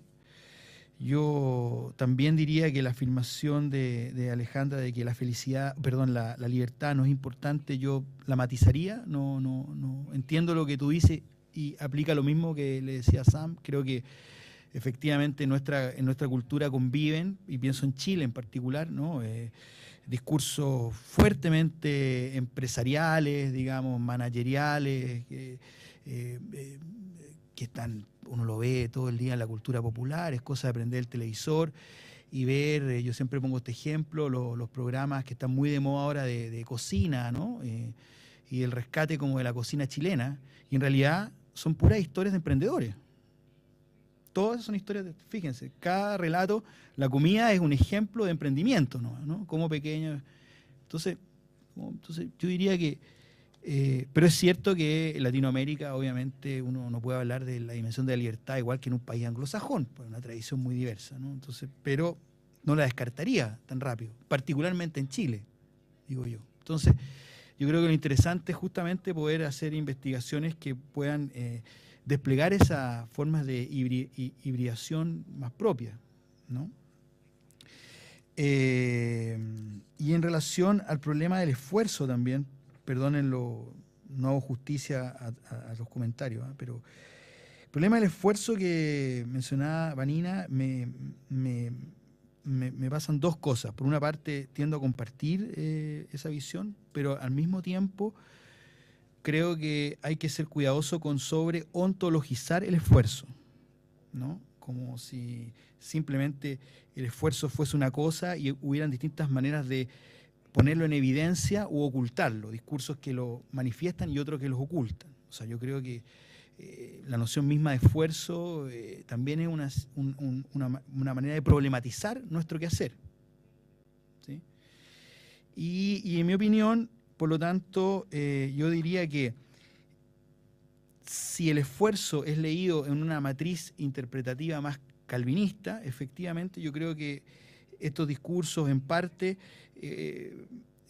tienden a invisibilizar ese esfuerzo, si tú quieres decirlo así, o lo que tradicionalmente entendíamos como esfuerzo. Si alguien te dice que lo importante es que tú seas feliz en el trabajo, que generar trabajadores que sientan pasión por su tarea, que no trabajen pensando en recompensas, incluso que no trabajen pensando en el sueldo, en la remuneración, sino que trabajen porque desean hacerlo. Uno dice, bueno, no solo eso, el trabajo en sí mismo se vuelve reenergizante. Por ejemplo, otra cosa que hemos investigado es la metáfora energética, ¿no? Como una manera de problematizarnos, y la relación clásica entre esfuerzo y descanso. Esfuerzo como un momento donde uno se pierde energía y después un descanso, una pausa, donde uno recupera energía, eso ya se empieza a perder. El recuperar energía es otra tarea. Son prácticas que hay que hacer para recuperar energía, digamos, ¿no? Ir al gimnasio, alimentarse de una determinada manera, etcétera, ¿sí? Y el mismo trabajo aparece como una instancia potencialmente reenergizante. El flow es una manera en que tú, al mismo tiempo que estás trabajando, tú sales del trabajo con más energía que con la que llegaste. Entonces, yo creo que en ese contexto hay que repensar seriamente, digamos, algunas categorías tradicionales de análisis que tenemos. Por eso, ahora, dicho de otra manera más intuitiva, ¿no? Diría, sí, efectivamente, trabajamos mucho más que antes, digamos, ¿no? Y eso, sin duda, digamos. Y en ese sentido, más inocente, yo diría, claro, no estamos en una sociedad, digamos, donde no haya esfuerzo, entendido de esa manera. Pero dicho de otra manera, el esfuerzo tiende a desaparecer. O hay un esfuerzo, perdón, hay un esfuerzo, hay un programa explícito para hacer que ese esfuerzo, entendido a la manera calvinista, se invisibilice.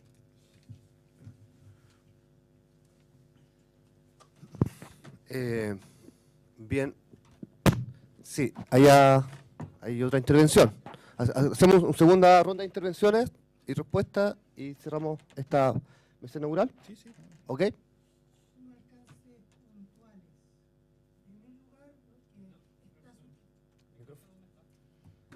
Y damos micrófono. Micrófono.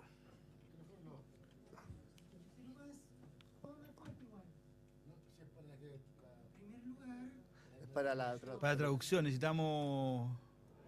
Ahí está, muchas gracias.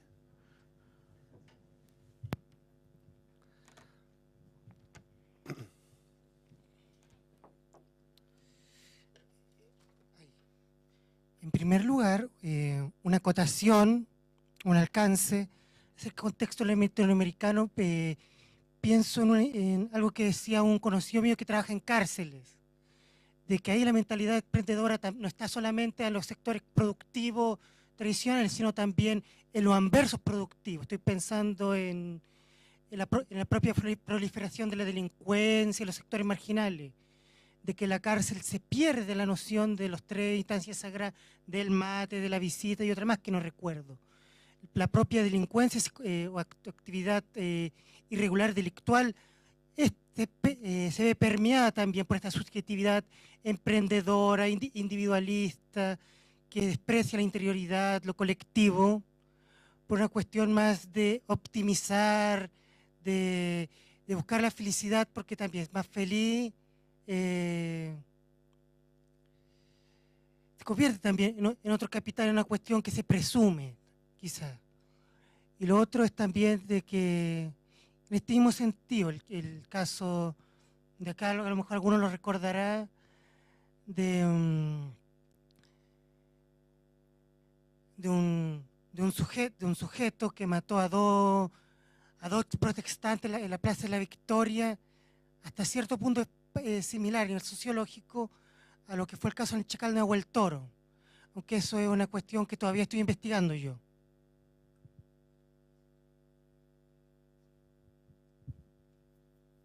Ok, gracias.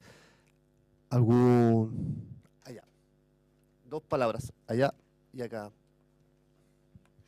Hola, mi nombre es Verónica, soy exalumna de la Facultad de Psicología.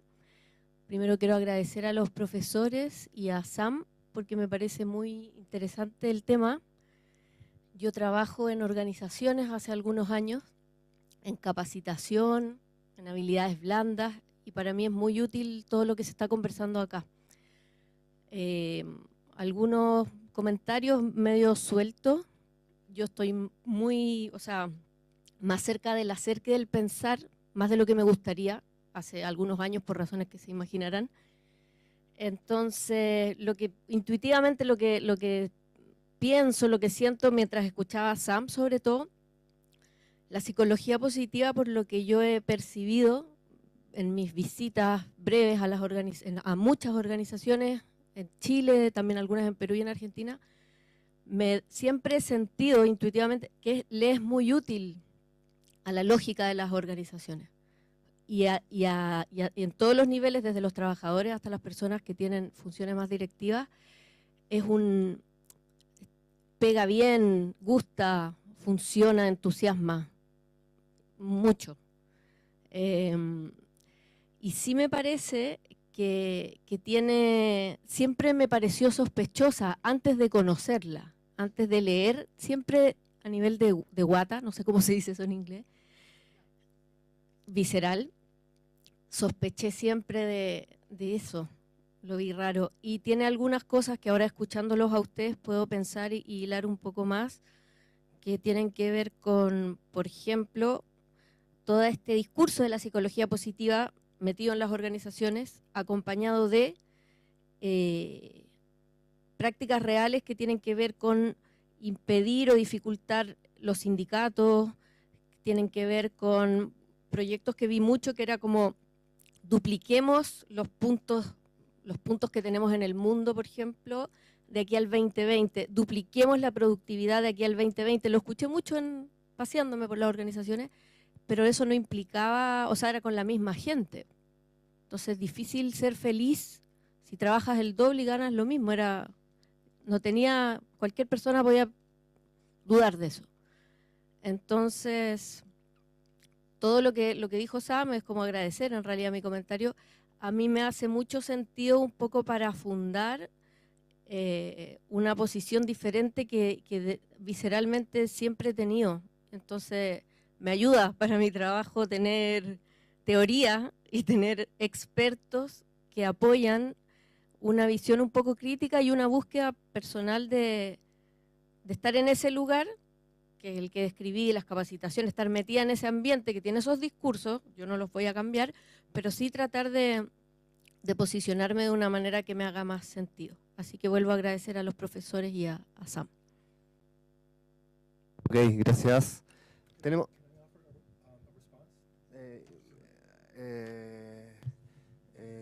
after. I'll just say one thing. If I can just offer a very, very quick response. I think that's an interesting perspective which you brought to bear on the question. I also work from my gut. I think as I examine the critique of positive psychology and I think about its various aspects, I actually notice myself practicing positive psychology in my own everyday habits, which is perverse. It's strange. Why would I do that? Institutions are special places. Institutions are places where we suspend the normal, not normal, the more spontaneous forms of sociability, which we practice in more authentic forms of daily life. We bracket out existential needs when we enter institutions. We don't, ask our coworkers the meaning of life and things like that.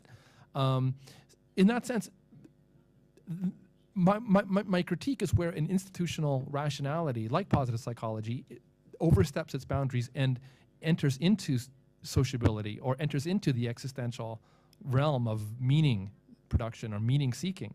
It's not just that it's always bad. It's actually okay if it's kept within institutional boundaries. It's when it passes itself off as if it really were, a philosophy of life. That's where it becomes a problem.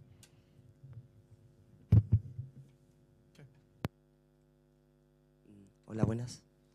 Mi nombre es Daniel Núñez, soy sociólogo. Para mí esto es un poco nuevo. Muchas gracias por la exposición. Gracias a Sam, gracias a Rodrigo también. Y tengo una pregunta, dos preguntas muy específicas.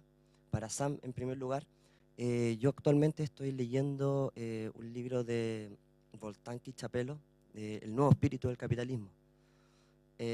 Actualmente, así muy en resumen, dice que el nuevo espíritu del capitalismo se caracteriza de que el capitalismo se nutre de la misma crítica en la que es objetivo.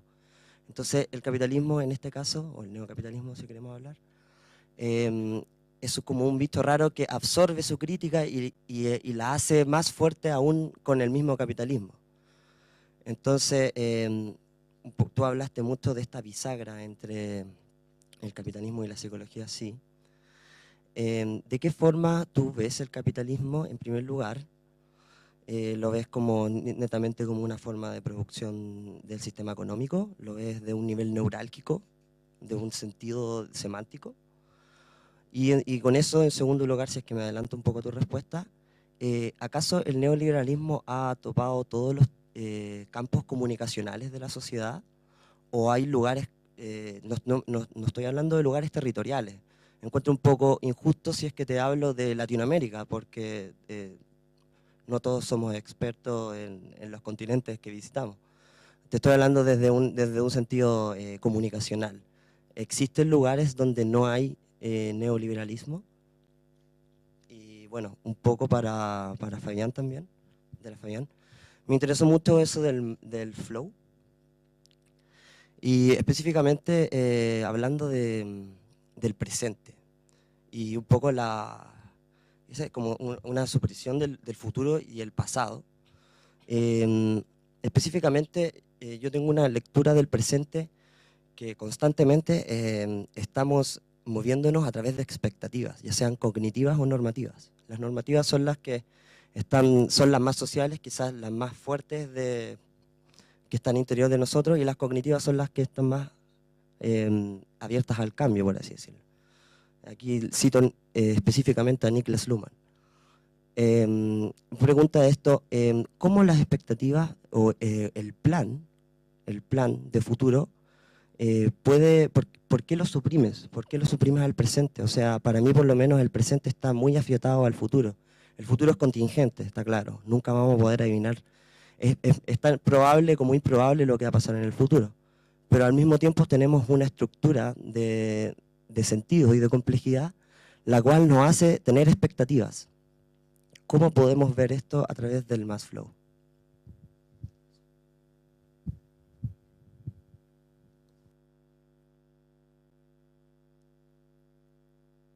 ¿Qué más lo?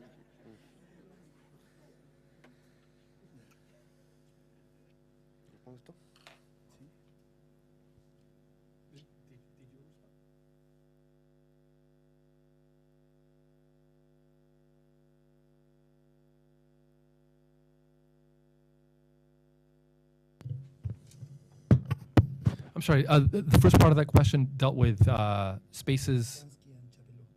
I'm sorry? Oh, okay. I don't know that, but.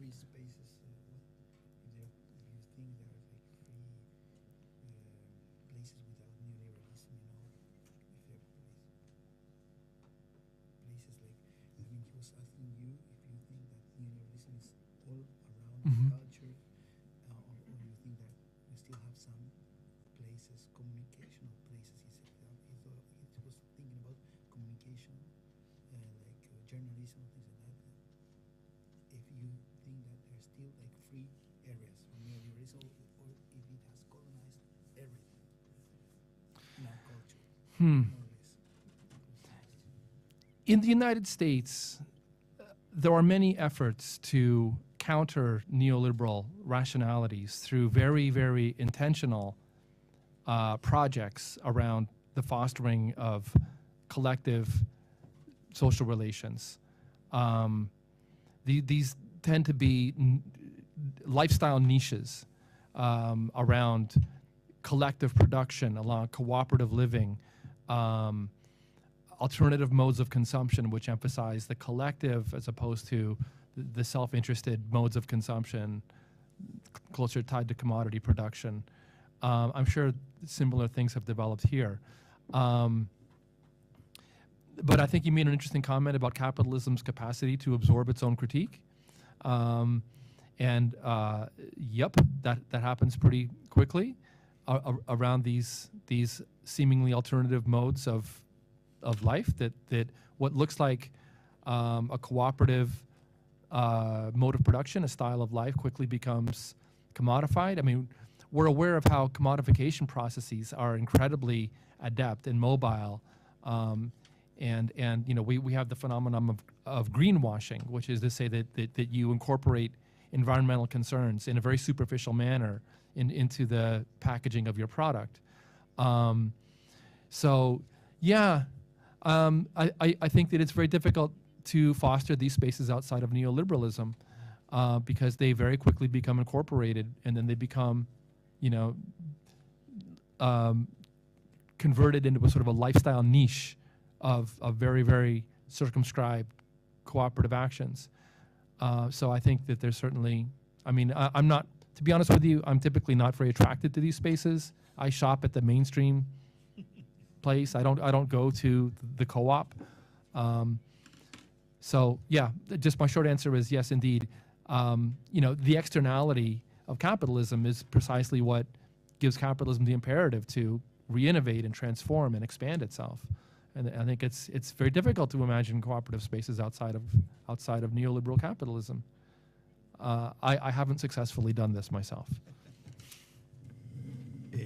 Bueno, yo pienso que, y voy a retomar de donde estaba hablando Sam, yo creo que efectivamente esta historia de la felicidad, si uno la piensa, bueno, Sam hizo alusión a los años 60 también, ¿no?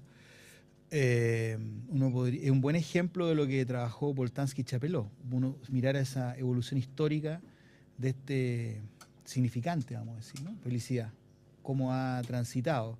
Uno podría decir que quizás en los años 60 era un significante que se enarbolaba, podríamos decir, con una dimensión más de resistencia a formas de poder disciplinario, por ejemplo, ¿no?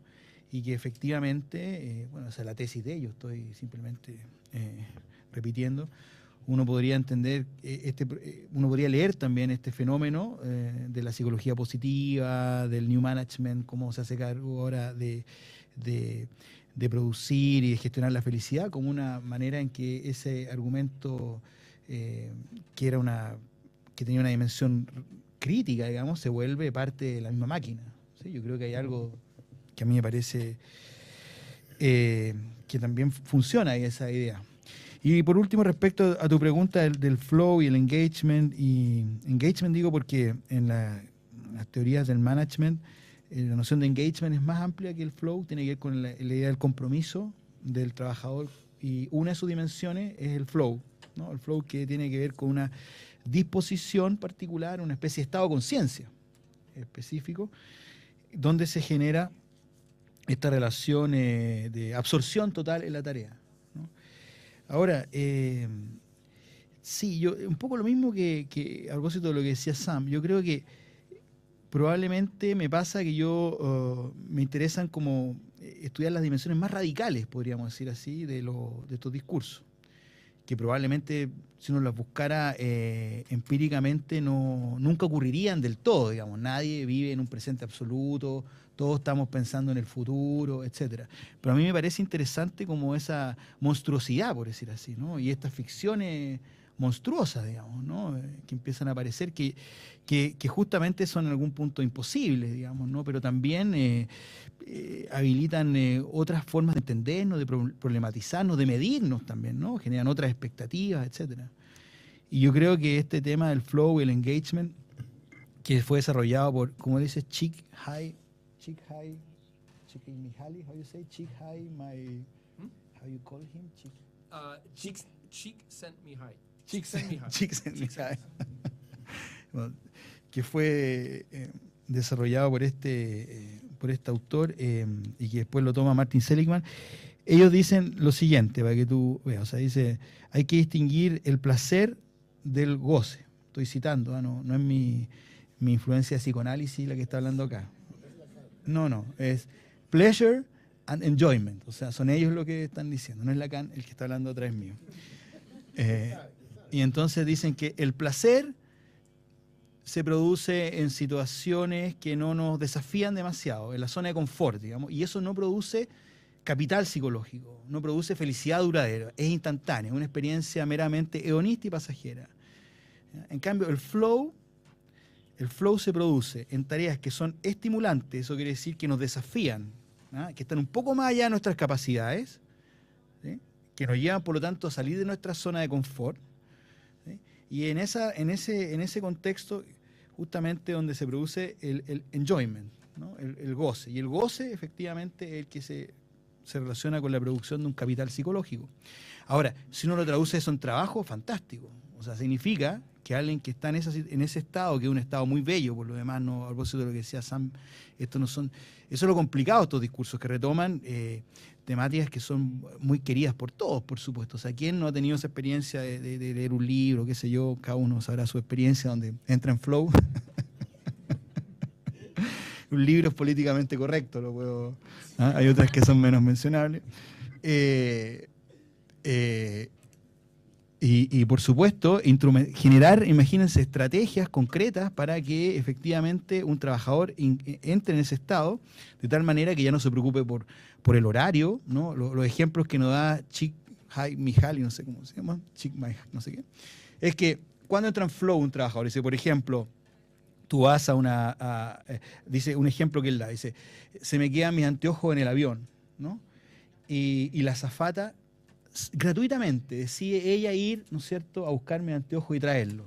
Eso nadie le paga por eso, dice ella, ¿no? Es decir, en términos sencillos y marxistas, es trabajo no remunerado, digamos, ¿no? Eso es flow, dicho ya no Foucaultianamente. El flow ocurre cada vez que hay trabajo no remunerado. Ahí se demuestra, porque ya no estás preocupado. Entonces, por eso me parece interesante, aunque yo estoy de acuerdo contigo, vuelvo al punto, es una monstruosidad eso, probablemente. Yo no creo que haya un trabajador que no esté pensando en la deuda o que no tenga una relación probablemente también más instrumental, ¿no? Pero de todas maneras, a pesar de que sea monstruoso, me parece que de todas maneras afecta a nuestras cotidianidades, digamos, ¿no? Yo, quería hacer un breve comentario. Solamente referir a una cuestión ya de sentido común lo que voy a expresar, pero no está de más. La línea de lo último que mencionaba Rodrigo, insistir en cómo pensar este espacio, pensar esta situación. A propósito de eso, una reflexión bien breve.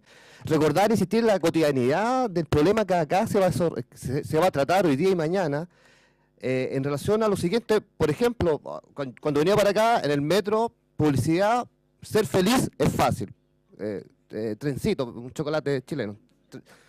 El fin de semana, documentales sobre Bután.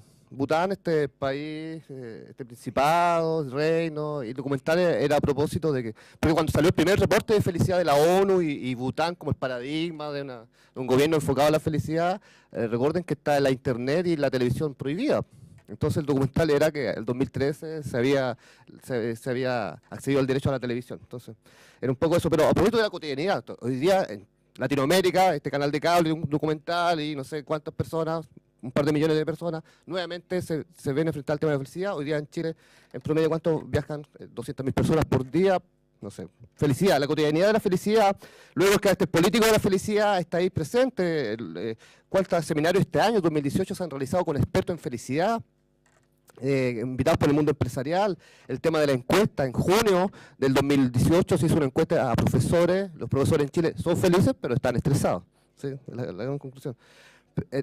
En términos de lo político, bueno, está la encuesta y el discurso de la felicidad como apropiación política por las derechas latinoamericanas, en la línea de lo neoliberal, pero también recordar de esta apropiación de la noción de felicidad o de bienestar de la izquierda latinoamericana. Venezuela con el ministerio, sí, claro, a propósito de una frase de Simón Bolívar, para sí, ahí no caer tampoco en la caricatura. Y bueno, también Brasil, la discusión de la inclusión, del tema de la felicidad de la Constitución. Ecuador, Bolivia incluyen también el tema de la felicidad con las denominaciones quechua. Y para el caso mapuche también, también hay un enunciado que remite el tema de la felicidad. Entonces la importancia de la felicidad, insisto, lo que estoy diciendo son de sentido común, pero para recordar la relevancia de lo que estamos haciendo acá. termino con dos cuestiones. Ayer, en el marco de mi investigación Fondesit, que tuvimos que presentar en un espacio no universitario, en la exigencia de Fondesit, los resultados de este primer año de investigación. Entonces, nosotros titulamos un afiche, todo, promocionamos una población acá en Santiago, población de La Victoria, en un centro cultural, en un sector popular. La convocatoria era Avance de Investigación Fondesit, el gobierno de las emociones en Chile. ¿Ya? Cuando de fondo, la investigación que estamos haciendo es el gobierno del miedo en Chile, delincuencia, terrorismo, desastres naturales. Bien. Pero el punto era que llegó una vecina preguntando si acá en la biblioteca, donde nosotros íbamos a hacer este conversatorio sobre los avances de investigación, sobre el tema del miedo, en realidad íbamos a trabajar el tema de las políticas antiterroristas en Piñera, cuando el primer gobierno, o la ira de los militares durante los años 90. Bien, esa era la cuestión que íbamos a tratar, pero la vecina fue a preguntar si era un taller de emociones. ¿Aquí va a ser el taller de emociones? Nosotros dijimos, no, en sentido, no es un taller de emociones, como me imagino que le estaba pensando la vecina, como un taller de autoayuda, no sé qué, pero en fin.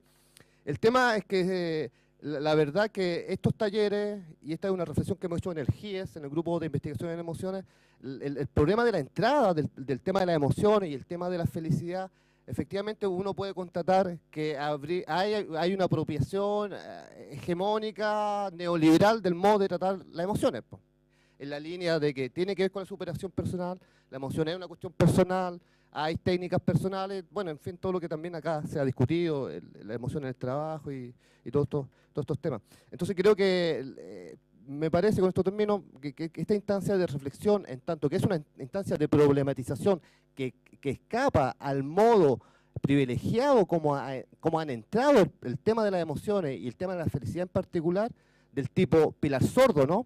La felicidad está a tu alcance. Entonces, yo creo que en esos términos, en la medida que problematizamos esos modos de entrada, en la medida que damos la posibilidad a nosotros mismos, pero también pensando en la ciudadanía en general, de entender que el tema de las emociones no solamente pasa por estas ideas que nos han ido inculcando,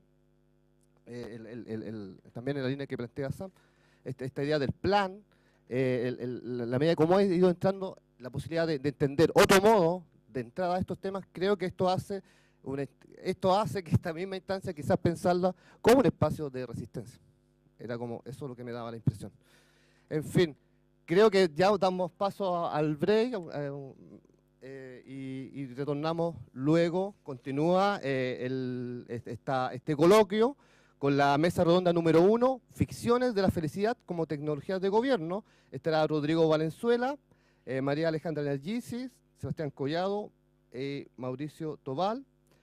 Por último estaría Daniel Núñez y Juan Pablo Villalobos. Así que nos estamos viendo en un par de minutos más.